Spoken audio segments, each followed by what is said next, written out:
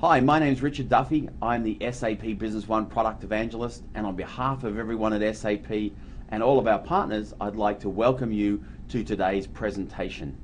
What I'm going to do is take you through a demonstration of the banking functionality in SAP Business One to explain to you how cash is handled inside SAP. Now, the banking functionality runs across a range of different modules. You can view demonstrations of each of those other modules, of course, from the same location where you got this demonstration. So let's dive in and take a look at the banking functionality. So inside the banking module of SAP Business One, there are three main areas where you'll be performing activities. The first thing is you'll be recording and managing all of the incoming payments that have come into the organization. The second area is you'll manage, of course, all of the outgoing payments, where you're paying your suppliers, paying your bills, so on and so forth. And of course, the third process is managing your bank reconciliation. So let's look at the most important one first, which is the money coming into the organization. So when you have incoming payments, the first thing you need to do is you need to record that that money has come in. So I go into the incoming payments functionality. Now, my incoming payments I manage on the basis of the customer, but I can also manage incoming payments, for example, that have come in from a supplier, or incoming miscellaneous payments that I want to then just allocate against a general ledger account. Let's say, for example, I got a check for disposing of a fixed asset. Maybe I sold an asset early and I want to record that money is coming in. Well, again, I can do that in here through my incoming payments functionality simply by choosing here that this is an account, and I just specify the GL account that I want the money to go to. But we're going to focus on the customer in the first instance. So I pick my customer name, so in this case it's Earthshaker Corporation. Now what you'll notice is that the system automatically goes in and it pulls up a list of all of the invoices that are currently overdue. So I'm able to very quickly and easily specify which of those invoices are being paid. So I can go in and I can select the invoices that are due for payment, and you can see right now it's saying that if all of those invoices are being paid, I should be processing a payment for $16,670.89. Well, there's a good chance that that's not necessarily how your customers are paying you. So chances are what they do is they send you a check for a certain amount, or they deposit a certain amount into your account, and you've got to figure out what that was for. So what would normally happen is you would go in and you would click up here on the toolbar and you would select your payment means. And then you would specify, okay, how much money did I receive? And did I receive it by cash? Did I receive it through a credit card? Did it come in through a bank transfer? Or did it come in via a check? So in this particular instance, I'm going to say I received a check from my customer, and I'm able to now specify the details of that check. The details of the customer's bank account I've already got stored against their business partner record, and that's why you're able to see the bank branch, the bank account number, and everything like that is already pre-populated in here for me. So what do I have? The customer has sent me through a check in this particular instance, and they've sent me through a check for $20,000. So I put in the amount against that check, and then I'll say okay, and now it brings me through to the screen where I need to go ahead and allocate that check. Now there's a couple of different ways I can do this. I'm just going to minimize that across and make this screen just a little bit bigger. Makes it a little bit easier for you to see exactly what's going on. You can see that the total check amount is $20,000. Right now I haven't allocated any of it. So I've got a couple of ways I can do it. I can go through and manually select the payments. So I've got that one I've selected. I've got that transaction that's been selected. I've got that transaction that's been selected, and I've got that transaction that's been selected, so I'm manually going through and selecting the amounts that I'm paying. Now what I can also do is I can go through and I can manually type in the amount that the customer is paying on that particular invoice, because they may, for example, they may send through a remittance advice, and that remittance advice may show that they're short paying a particular invoice. It's always best to try and match those payments up as closely as you possibly can, so when you're trying to reconcile, it's easy to figure out what's going on. Or the easiest thing to do is to go here and click on Add in Sequence, and that then will automatically allocate that payment for you across all of those transactions. And you can see that once I've done that, each one of these transactions has been paid in full, except for this last transaction, which the total amount outstanding was $5,518.13, but there was only $3,332.11 left over from the check, so I'm going to accept that as it is, or I could deselect that and put the remainder as a payment on account and then come back in and reallocate it later. The other thing I can also do if I want to is I can deselect all of these and process the entire payment on account, because I don't know, or I can't figure out exactly which transactions they're paying. So I've got that flexibility. But I'm going to go back in here and I'm going to say Add in Sequence.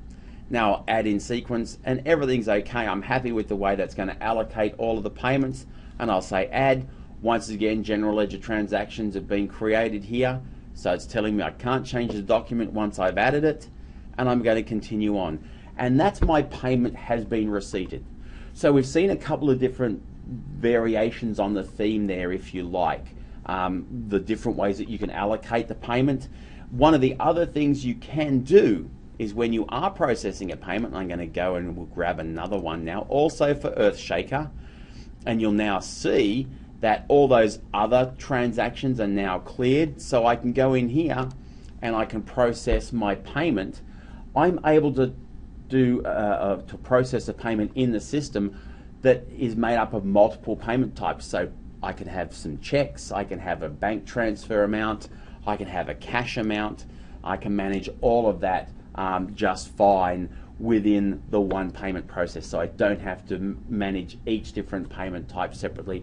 I can incorporate them all together, and you'll see that, let's say for example maybe they gave me $5,000 cash, and maybe they also gave me a check for another $5,000, so that gives me a total amount of $10,000. I can click on OK, Add in Sequence, and once again you'll see that it is paying off as much of those invoices as it possibly can, and there is just this final one which is being short paid, and I can go in and do the same thing. All right, and then those transactions are paid. So that's the process involved in receiving payment into the banking module. Now of course the next step is to process your deposit. So if I go into my deposits, you'll see that I have a number of deposits to handle. So I've got these two checks. I've got the check for $20,000 I processed and the check for $5,000 that I processed. I've also got some cash in my bank account that I have to reconcile. Right, the cash on hand is $11,000 according to my GL account, but I got $5,000 of that I want to bank. So again, it's got flexibility over how I manage that. All right, so I can then choose which components of this I want to go ahead and process into my bank account. So I'm going to choose my bank account. Here it is, my cash at bank. I'm able to then go and specify across here the bank name, the branch, and so on. Then what I can also do is put in some additional commentary, some additional journal remarks, and then I can reconcile these transactions after the deposit is done. So assuming I'm happy with how all of that's working, I then just go ahead and say add. Now, what it's telling me again, because I've gone backwards and forwards, it's telling me that I'm missing my bank account number. So I can go in and specify that bank account number again, and now I say add. And then it also wants me to provide some detail and specify which rows I am depositing, because remember what I told you was that you can go and just process one of those checks. So even though you've got both of those checks in from your customer, you're not quite ready to bank them yet. So you can specify to bank one or bank both. In this case, I'm going to bank both of those. And again, Business One is capturing and reminding you if there are things that you haven't done in the screen. You get that little audible ping, and you also get the message which comes up at the bottom of the screen and tells you exactly what the problem is. So now I can say add, and that is my bank deposit processed successfully. I'm then able to then, of course, go and print out a whole range of banking reports. So I can print out my check register reports, I can print out my my bank account reports. There's a number of those different things that I can go and produce.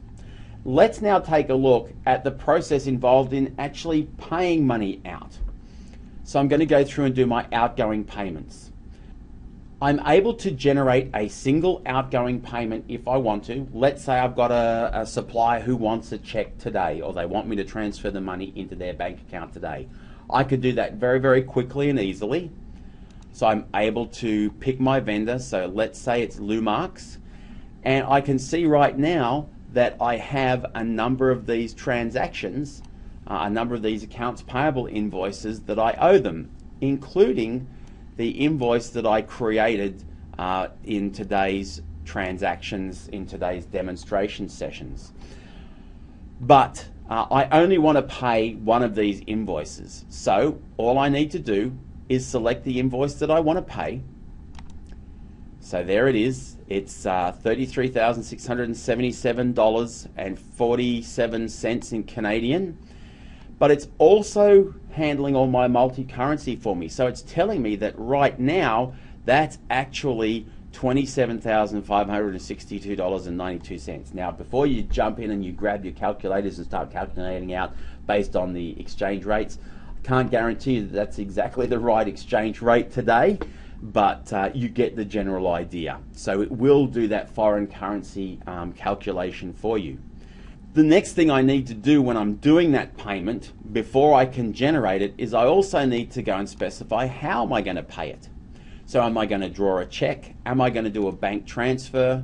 Am I paying via a credit card and Business One will manage that process for me? Or am I going to pay it by cash? In this case, I'm going to draw a check and I'm going to put in the amount. And all I need to do is press Control B there and it will automatically fill in that amount for me. And I'll say OK. And that's fine. I can now go and generate my check. And I can print out my check or I can do a manual check. It's really up to me how I do that. Then I say Add. Again, it's telling me you can't change this after it's been done. So that's my transaction is now processed. All right. So the next process is to do those payments en masse. So to select a number of different suppliers and draw all those payments at the same time. So in order to do that, I'm going to use my payment wizard. So I click on Payment Wizard. I'll then say Next. Now I'm going to create payment runs, and I can create these payment runs. For example, I can create a weekly payment run, a monthly payment run, and then rerun those as I need to generate those payments to my suppliers. So in this case, I'm going to start a new payment run. I'm going to call this my weekly run. And I will say that I want to only include outgoing payments here, and I also only want to pay those people whose payment method is check. Because I can select in here and I can say, look, I also want to pay those people who've got payments via bank transfer, but what I like to do is I like to keep these things separate. So I'm going to do my checks, so I'll say next. Now, it's going to ask me to add my business partners though that I want to consider in the payment run. For me, because I only got a small number of them, I'm just going to select all of them, and then I'll say next. Now it's going to ask me to put in a selection priority. In what order do I want to select the outstanding invoices for payment? So I'm going to say by due date. I'm going to say I only want to select those payments that are due up to and including today. Then I say next. Which bank account do I want to use, or which payment method? I'm going to select outgoing checks. So only suppliers that have got this payment method stored against them will be selected. So I'll say next, and now you can see 2 vendors have been selected for payment. I can expand those out. I'll just say expand all, and now you'll see, I'll just make this window a little bit bigger. You'll see each of the documents that is in the system for payment, and I can go ahead and I can specify which of those I want to pay and which ones I don't. Now at this point in time, I can click on my report button and generate my recommendation report. I can pass this recommendation report now to somebody in the organization, and they can say, yep, we want you to pay that one, we want you to pay that one, don't pay that, do pay this. And then you can go in and deselect some of those invoices for payment. So for example, I just go in and I select or deselect the ones that I don't want to pay. And then when I'm done, I'm happy with what's selected, I'll say next. It's going to give me a choice now. Do I want to save this selection criteria, or do I want to execute it, or do I want to save the recommendations? Because again, I can do some more printouts and some more analysis on what do I want to pay and what do I don't want to pay. Well, in this case, I'm just going to say execute. I'll say next. It's telling me executing the payment wizard is going to generate the payment. So now I'm actually going to be raising checks, and it's going to be putting transactions through against my bank account. So I'll say yes, and the payment wizard has now been executed successfully. 1 payment was added, 1 check was added, and no bank transfers were added. So I'll now say next. Then it's automatically going to drop me into the process of printing my documents. So I want to do my outgoing payments. It's going to ask me, do I want to do a bank account summary or a payment summary? Do I want to do a business partner summary, a country summary? So I've got all these different choices that I can have. Then I'll choose to print, and then it's going to generate these documents now. In this particular instance, I'm going to generate it to an Adobe PDF document, and it's just giving me a warning and saying, hey, bear in mind you're about to produce this document. So now you can see there is that report, which is a listing of all the payments that I'm making to my business partners. So I can close that down. Then it will go on and ask me to produce the next report. Going to do the same thing there. You're about to print a payment summary report. Do you want to continue? Yes, I do. And then I'm going to save that report, and that's going to generate in a second. And there it is. There's my check summary report. So it's saying, hey, this bank account, Bank of America, bank account number, the check number, the number of invoices that are being paid, and so on. So I can now do a manual check if I want to, or I can print my computer checks. And then I'll print my outgoing payments documents, and so on and so forth. So each of those reports will be printed for me, and then I'll say next. It's then going to say, all right, do you now want to print those checks? So I'll say yes, I do. And this then gives me the flexibility to be able to print the checks. Now, if by chance something goes wrong during the check printing run, you'll see that this gives me the option only to print documents still to be printed. So what you're going to see is once I print these, it's going to ask me did they print correctly, and then I can come back in and do as many reprints as I like until I get it right. In case if I want my checks for payment, I want to print my checks to be printed. I want to specify the bank account that I'm going to print the checks from, specify the posting dates and everything like that, so it picks up only the checks that I want to print. And I'll say okay, And there it is. There's my check that it's going to print, which is the one check that I'm expecting. Now, if I'm using pre-printed forms, it's going to ask me what's my next check number in my pre-printed form, so I can put in, let's say my next check number is 223, and then I'll print that. I'm going to produce that to a PDF document just so I can show you what that looks like. And it's now telling me, ensure the printer has the Bank of America stock paper. It's starting with check number 223, choose OK when ready. So I'll choose OK. It's now generating that check for me. Again, in this instance, it's bringing it up as an Adobe Acrobat document. So you can now see the layout format that's being included here. So I'm going to zoom in just a little.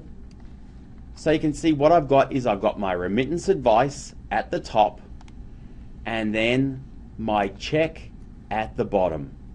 So this is an example of a report or a printout that's designed for a pre-printed form. And once I've now printed that and I'm comfortable with it, I can say that that print status is confirmed, not printed, unconfirmed, damaged, whatever. In this case, I'm going to confirm that. And I can also, if I had 30, 40, 100, 200 checks and they all printed out okay, I could change the print status on all of them to confirmed if I wanted to. Then I'll say update. The final step I want to show you in this demonstration of the banking functionality in SAP Business One is the processing of your bank statements. So in order to do that, I dive in here into my bank statements and external reconciliations. Now there's a number of ways that I can do bank reconciliations. I'm able to import the bank statement information in and then have the system automatically reconcile those transactions for me. But there are a number of different ways of doing that depending on the bank processing mechanism that you've got, depending on the bank format that you've got, and so on. What I'm going to do is I'm going to just quickly show you how to do a manual reconciliation. So all I do is I go here and I select manual reconciliation. I choose my bank account number. I put in my ending balance on the bank account, which is 25,184.50, my ending date, and then I say OK. Now what it's going to ask me to do, it's going to ask me to select manually all those transactions until the difference is 0. And you can see right now I've matched up all of my transactions, my deposits, and the 3 other transactions that are showing on the statement. So I can now hit the reconcile button. It's just giving me a prompt that the statement number field is empty. I do want to go in and put in a statement page number. I'll hit reconcile again, and that's now done. My reconciliation has ended successfully. So that's the reconciliation process. Now I'm also able to go in and print a number of different documents off the reconciliation that I've done. I'm also able to call up that reconciliation again if I want to. But for now, in the demonstration process, that's as far as I kind of want to go with demonstrating the functionality in the banking system. Again, if you've got questions about the demonstrations that you've seen here or any questions about any of the demonstrations, please feel free to click on the button which says Ask a Question.